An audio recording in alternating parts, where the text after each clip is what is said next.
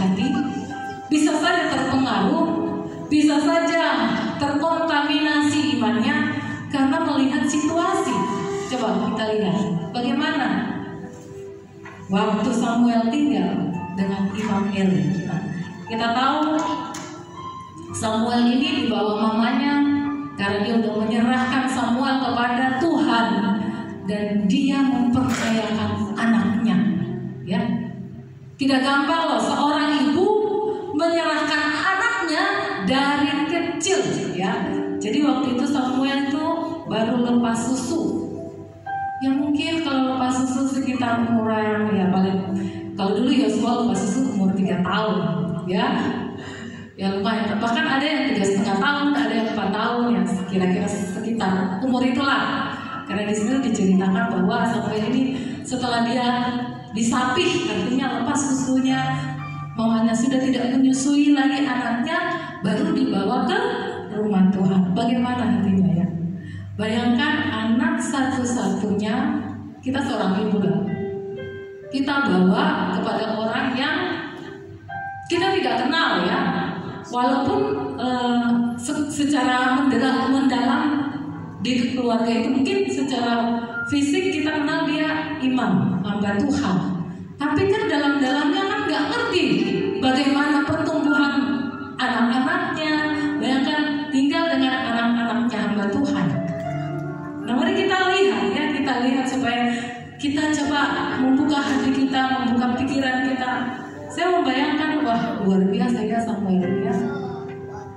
Dia tinggal di tengah-tengah, dia terpisah dari mamanya. Bagaimana masih sayang-sayangnya, mamanya itu paling sayang. Anak pertama diminta, dikasih ke Tuhan. Bagaimana sayangnya ya? Setiap hari apa yang diminta Samuel dikasih. Ini dia harus berpisah dengan mamanya. Setiap tahun mamanya datang, hanya ketemu mamanya setiap kali, setahun sekali, hanya untuk mempersembahkan korban ya pada waktu itu, karena ada acara perayaan pada waktu itu. Nah, mari kita lihat bagaimana Samuel dibesarkan di tengah-tengah keluarga yang seperti apa. Coba kita lihat 1 Samuel pasal 2. Kita lihat ya, bagaimana keluarga Imam Eli, bagaimana anak-anaknya. Ya, mulai ayat 11. Kejahatan anak-anak Eli. Lalu pulanglah Elkana ke Rama, tetapi anak itu menjadi pelayan Tuhan di bawah pengawasan Imam Eli. Nah, kalau Imam Eli itu hidupnya benar, bapaknya itu benar di hadapan Tuhan, sehingga bapaknya menjadi seorang imam, bisa mendengar suara Tuhan. Ya, kita lihat setelah itu ayat yang ke-12. Adapun anak-anak lelaki Eli, ya, adalah anak-anak dursila. Mereka tidak mengindahkan Tuhan ataupun batas hak para imam terhadap bangsa itu. Setiap kali seseorang mempersembahkan korban sembelihan sementara daging itu dimasak, datanglah bujang imam membawa garpu bergigi 3 di tangannya dan dicucukannya ke dalam bejana atau ke dalam kuali atau ke dalam belangan atau ke dalam periuk. Segala yang ditarik dengan garpu itu ke atas diambil imam itu untuk dirinya sendiri. Demikianlah mereka memperlakukan semua orang Israel yang datang ke sana ke Silo. Bahkan sebelum lemaknya dibakar, bujang imam itu datang lalu berkata kepada orang yang persembahkan korban itu, berikanlah daging kepada imam untuk dipanggang, sebab ia tidak mau menerima daripadamu daging yang dimasak, hanya yang mentah saja. Apabila orang itu menjawabnya, bukankah lemak itu harus dibakar dahulu, kemudian barulah ambil bagimu sesuka hatimu? Maka berkatalah ia kepada orang itu, sekarang juga harus kau berikan, kalau tidak aku akan mengambilnya dengan kekerasan. Dengan demikian sangat besarlah dosa kedua orang muda itu di hadapan Tuhan, sebab mereka memandang rendah korban untuk Tuhan.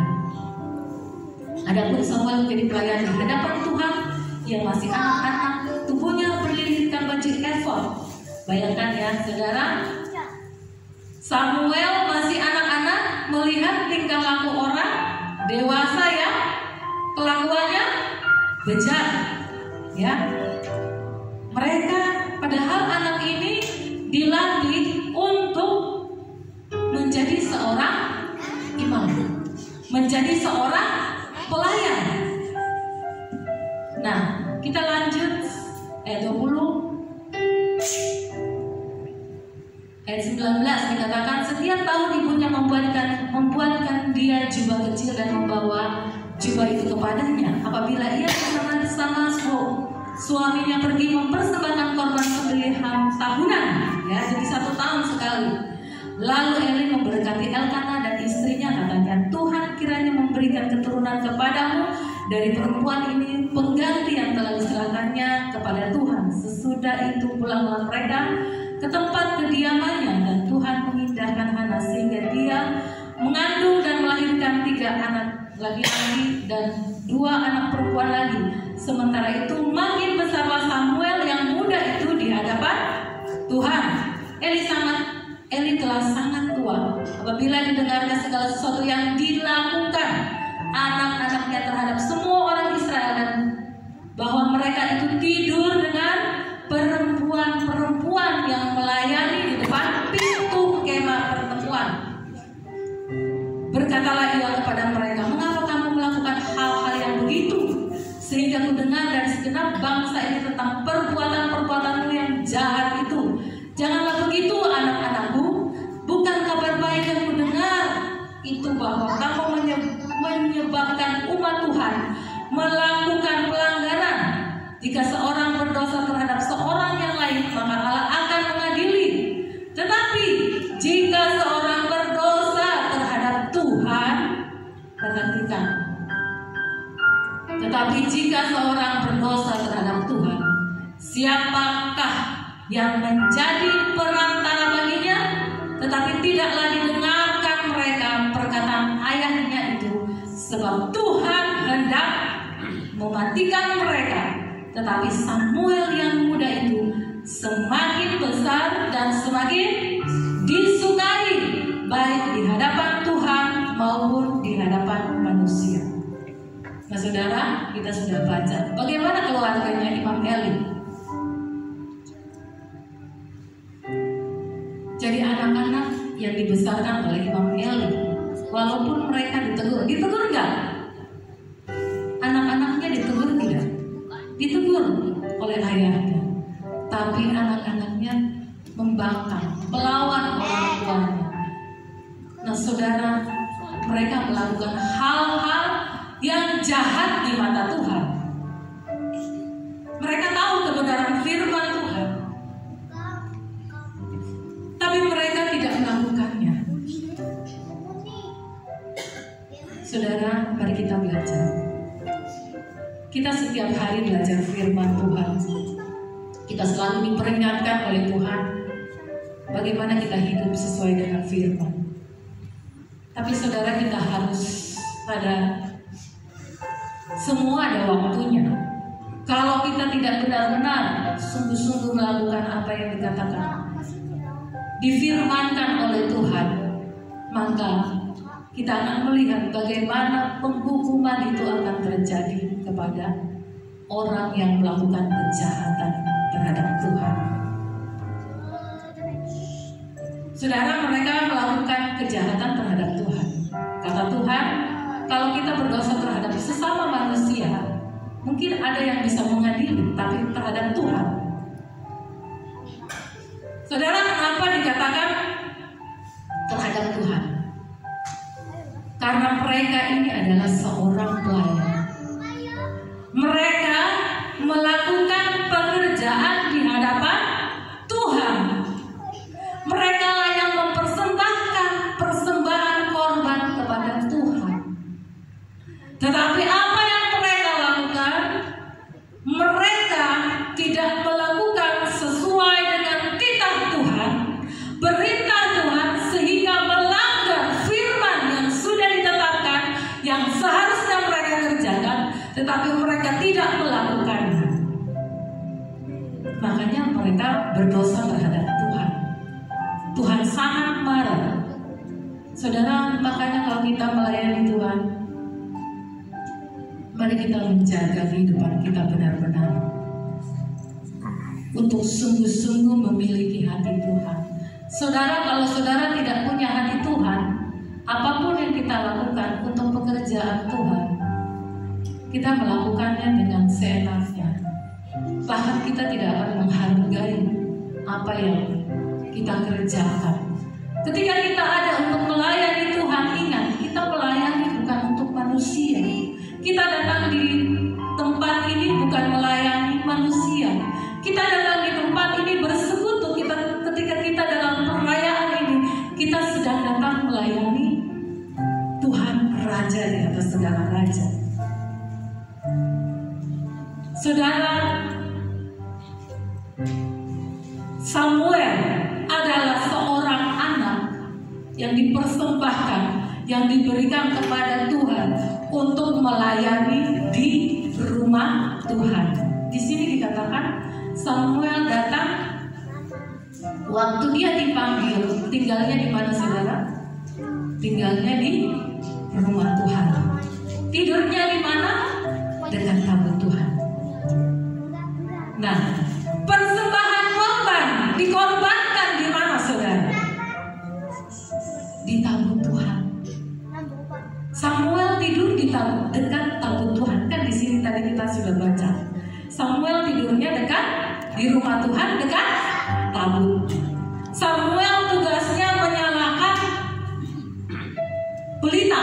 Kalau waktu itu ya, pelita. Jadi pada waktu itu pelita itu tidak boleh padam. Dinyalakan mulai dari petang ya, sore menjelang, kalau sudah mulai gelap mereka nyalakan sampai pagi hari menjelang fajar menyingsing. Itu tidak boleh. Sampai pelita itu padam tidak boleh. Jadi pelita itu harus tetap menyala. Nah, saudara, itu gambaran tentang apa? Kehidupan kita jangan sampai padam. Kerohanian hidup kita harus tetap menyala di hadapan Tuhan. Kalau siang hari ada terang, ada cahaya, jadi kita nggak perlu menyalakan pelita. Tetapi kalau yang namanya malam, itu kegelapan. Kalau kita ada di dalam kegelapan, kita harus menyalakan pelita. Nah, saudara, dunia ini tempat kita tinggal merupakan tempat kegelapan. Makanya Tuhan berkata kita adalah terang dunia. Kita ada di sini untuk Tuhan itu menyalakan apinya. Apinya itu Tuhan, sungguhnya itu kita. Kalau kita dekat dengan Tuhan, terang itu akan menyala dalam kehidupan kita. Maka kita akan menjadi cahaya, menjadi terang bagi dunia ini dalam kegelapan. Nah, saudara, kita lihat, belajar bagaimana dengan Samuel. Samuel itu membelihat kedua anak Imam Eli mempersembahkan korban itu di mezbah. Korban bakaran itu dibakar di atas mezbah. Tempat tidurnya Samuel dekat mezbah. Tentunya Samuel itu lihat bagaimana perlakuan kedua orang imam ini yang tidak benar di hadapan Tuhan. Saudara, bagaimana dengan kita? Samuel pasti sakit hati. Padahal Imam Eli mengajarkan bagaimana harus melakukannya, bagaimana harus mengerjakannya, bagaimana harus memperlakukan apa yang sesuai dengan perintah Tuhan. Nah, saudara, tapi Samuel tidak terkontaminasi. Yang saya heran, bisa Samuel tidak tercemar hatinya melihat keadaan imam yang ada di dalam rumah Tuhan. Saat ini saya mau kita semua yang ada di dalam gereja Tuhan, bagaimana dengan kehidupan kita ketika kita melihat saudara kita yang tidak melakukan, yang tidak berkenan, atau yang melakukan dosa? Apakah kita ikut-ikut? Yang kalau pelayanan, oh asal aja, apakah kita ikut-ikut saudara? Asal melayani. Yang punya tanggung jawab tapi tidak bertanggung jawab. Apakah kita ikut-ikut saudara? Jangan sampai kita terkontaminasi dengan orang-orang. Biar ketika mereka melakukan tidak sesuai dengan kebenaran, tapi kita belajar kepada Imam anak ya, bukan Imam Eli, tetapi kita belajar kepada Samuel yang bertumbuh di dalam rumah Tuhan, tetapi tidak terkontaminasi. Luar biasa. Kenapa? Kita lihat, Samuel adalah orang yang melihat firman. Samuel adalah orang yang berkenan di hadapan Tuhan. Dan saudara, kenapa dia tidak terkontaminasi? Dikatakan semua yang dinubuatkan oleh Tuhan, tidak ada satupun yang tidak digenapi oleh siapa? Samuel. Semuanya digenapi karena Samuel melakukan apa yang diperintahkan oleh Tuhan di dalam kehidupannya. Jadi dia belajar bersekutu dengan firman. Firman yang bagaimana saudara? Kok bisa firman yang bagaimana? Firman yang tertulis. Saudara, mari saudara lihat, kenapa Samuel itu yang pertama, kenapa dia bisa tidak terkontaminasi? Karena Samuel adalah memiliki hati yang teguh kepada firman. Sekarang kita lihat firman yang tertulis. Nanti kita lihat di sini ayat yang ke-7 di kitab. Tadi kan saudara baca ayat 7, dikatakan di sini bahwa dikatakan Samuel belum mengenal Tuhan. Firman Tuhan belum pernah dinyatakan kepadanya. Mengenal Tuhan maksudnya bagaimana saudara? Kok kayaknya tidak nyambung kan? Ayat 7 dikatakan di sini bahwa Samuel belum mengenal Tuhan. Firman Tuhan belum pernah dinyatakan kepadanya. Tapi kok bisa dia tidak terkontaminasi? Dia mendengar firman Tuhan dari Imam Eli. Dia dikasih pelajaran membaca firman Tuhan. Maksudnya di sini belum mengenal Tuhan, artinya belum mendengar suara Tuhan. Belum.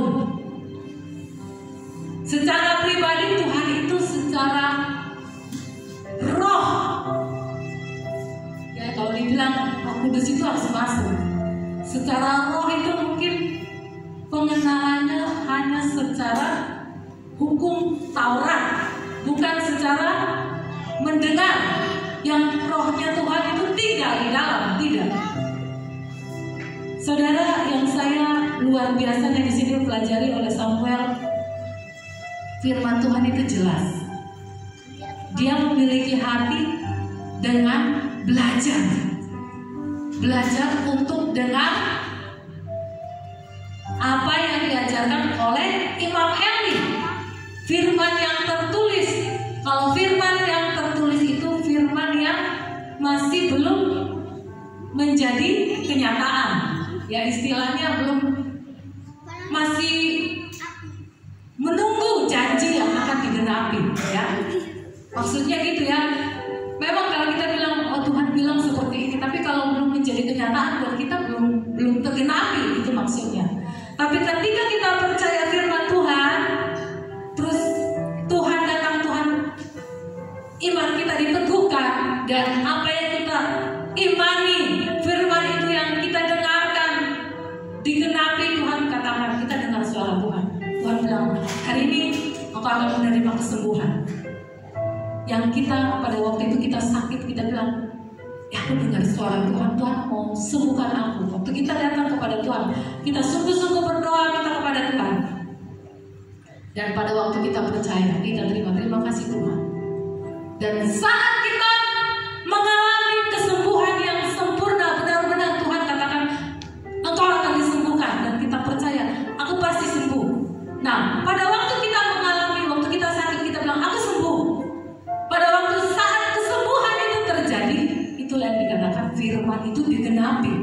Firman itu menjadi hidup. Bukan tulisan yang mati lagi secara ini ya, secara tulisannya kita hanya baca. Tetapi benar-benar kalau istilahnya rema itu bagaimana Tuhan bekerja di waktu yang singkat terjadi mujizat kesembuhan. Karena kita yakin akan kuasa Tuhan. Karena kita dengar suara. Kalau saudara belum mendengar tapi percaya saja, belum terjadi. Karena apa? Karena kita hanya mendengar, tetapi kita belum apa ya? Roh itu belum masuk, misalnya belum masuk gimana ya? Belum terhidupkan di dalam kehidupan kita. Jadi ada hal-hal yang ketika Tuhan itu berbicara secara spesifik, secara spesial, itu pasti terjadi. Kan ada orang yang suka bernubuat, oh nanti begini, tapi tidak terjadi. Itu namanya hanya buatan manusia. Kalau kata firman nanti begini, dan itu terjadi, maka itu dikatakan firman yang dalam kebenaran. Itu adalah firman yang dihidupi, firman yang nyata. Jadi saudara, kalau kita dengar firman, kalau firman ngomong seperti ini, kita dapat, kita tangkap, hati kita seperti diteguhkan, dikuatkan, kita imani, dan itu langsung terjadi. Itu dari Tuhan. Dan Tuhan tidak pernah salah, Tuhan tidak pernah berbohong. Nah saudara, mari kita belajar supaya kita sama seperti Samuel. Samuel sungguh-sungguh melayani Tuhan. Ketika dia dipanggil, dia bisa mendengar suara Tuhan. Semenjak suara Tuhan itu didengar, maka roh itu bekerja di dalam hatinya. Disitulah Samuel diperbesar kapasitasnya. Tapi selama dia dididik, belum terjadi apa-apa, saudara. Waktu dia masih kecil, dia lihat bagaimana mereka mengorbankan. Dia hanya melihat, tapi dia juga melihat orang-orang yang ada di sekitarnya yang melakukan kejahatan demi kejahatan. Nah saudara, pesan yang Tuhan mau hari ini untuk kita secara khusus, mari kita percaya Tuhan dengan tidak melihat kelemahan-kelemahan orang lain, kekurangan-kekurangan orang lain.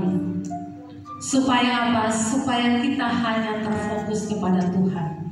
Supaya mungkin firman yang kita baca firman tiap hari, tapi belum terjadi. Tapi kita baca, kita renungkan. Tetapi Tuhan itu adalah Tuhan yang setia. Suatu ketika kita taat, ketika kita setia, maka firman itu akan bekerja dalam kehidupan kita. Nanti tanpa kita sadari, Tuhan akan bekerja dalam kehidupan kita, asal kita setia. Belajar untuk setia, saudara. Belajar untuk setia, walaupun kita pelayanannya, gereja kita masih kecil, orangnya masih sedikit. Apa sih yang bisa dibuat sama orang-orang ini? Mungkin kita berpikir, paling mereka cuma itu saja. Tapi saudara, Mari kita tetap setia, beri yang terbaik untuk Tuhan. Suatu saat karena Tuhan melihat kesetiaan kita, Dia memanggil kita dan Dia memberikan promosi untuk kita menjadi pelayan Tuhan, dan kita akan melihat kuasa Tuhan akan bekerja dalam kehidupan kita. Apapun itu, tidak hanya di gereja, di rumah tangga kita, di pekerjaan kita, dimanapun kita berada, mari kita setia melakukan tugas tanggung jawab yang Tuhan berikan. Menjaga anak-anak, mendidik anak-anak, melayani suami, melayani istri. Kita semua belajar. Memang benar saudara, bicara itu gampang ya, tapi kalau kita melakukannya harus dibutuhkan satu ketekunan dan perjuangan. Saudara, kita harus berjuang sama seperti Samuel. Samuel kalau mau ikut-ikutan, dia akan menjadi anak yang durhaka. Karena ada juga firman Tuhan yang berkata, lingkunganmu akan mempengaruhi imanmu. Tapi Samuel kenapa terjaga? Dia ada di rumah Tuhan. Dia tidak punya pilihan untuk keluar, karena dia harus tetap berdiri, karena itu merupakan janji orang tuanya kepada Tuhan, dan dia tidak boleh kemana-mana. Maka Tuhan menyertai Samuel. Saudara, dimanapun kita berada, dimanapun gereja apapun kita berdiri, tidak ada pilihan. Mungkin kita punya gereja cuma seperti ini, tapi kita tetap setia menjalankan tugas apa yang diberikan oleh Tuhan kepada kita. Kita dengan setia, kita mau melakukan apa yang menjadi kehendak Tuhan. Jangan saudara berpikir, nanti enak ya, pemimpinnya enak, dapat yang enak. Saudara, tidak. Saudara bukan melakukan untuk pemimpin, saudara melakukan dengan untuk Tuhan. Saudara bilang, enak, pemimpinnya yang dapat hormat, pemimpinnya yang dapat berkat. Oh tidak, jangan salah. Saudara bukan pelayan pemimpin. Saudara, upahnya hanya Tuhan yang tahu. Nanti kita ke sorga, baru saudara akan lihat di mana upah saudara, di mana upah hamba Tuhan. Saudara sudah terlihat, ini hamba Tuhan melayani, tapi karena dia tidak setia dengan apa yang difirmankan, maka penghukuman terjadi atas kehidupan mereka. Coba kita lihat penghukuman apa yang dilakukan. Mengerikan. Nubuatan tentang Eli dan kaum keluarganya. Seorang abdi Allah datang kepada Eli dan berkata, 1 Samuel 2 ayat 27. Beginilah firman Tuhan, bukankah dengan nyata aku menyatakan diriku kepada nenek moyangmu ketika mereka masih di Mesir, dan takluk kepada keturunan Firaun, dan aku telah memilihnya dari segala suku Israel menjadi imam bagiku, supaya ia mempersembahkan korban di atas mezbahku, membakar ungkupan dan memakai baju efod di hadapanku. Kepada kaummu telah kuserahkan segala korban api-apian orang Israel. Mengapa engkau memandang dengan loba kepada korban sembelihanku dan korban sajianku yang telah kuperintahkan? Dan mengapa engkau menghormati anak-anakmu lebih daripadaku, sambil kamu mengemukakan dirimu dengan bagian yang terbaik dari setiap korban sajian umatku Israel? Sebab itu demikianlah firman Tuhan Allah Israel, sesungguhnya aku telah berjanji, keluargamu dan kamu akan hidup di hadapanku selama-lamanya. Tetapi sekarang, dengar, ini hukuman yang diterima oleh Imam Eli. Demikianlah firman Tuhan, jauhlah hal itu daripadaku, sebab siapa yang menghormati aku akan kuhormati, tetapi siapa yang menghina aku akan dipandang rendah. Sesungguhnya akan datang waktunya bahwa aku akan mematahkan tangan kekuatanmu dan tangan kekuatan kaummu, sehingga tidak ada seorang kakek dalam keluargamu. Maka engkau akan memandang dengan mata bermusuhan kepada segala kebaikan